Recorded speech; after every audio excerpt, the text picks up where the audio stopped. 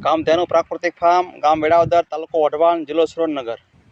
આજ રોજ તારીખ 7/7/2025 આજ આપણા વાડીએ વાવેતર કરવી છે ટમાટીનું। તો આપ જોઈ શકો છો આ ગુવાર છે, ગુવારની બાજુમાં મરચી, પછી ગુવાળ, ભીંડો, ગુવાર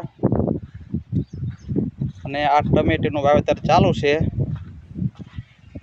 ટમેટીના ધરુને બીજામૃતનો પટ આપી ને વાવેતર કરવી છે।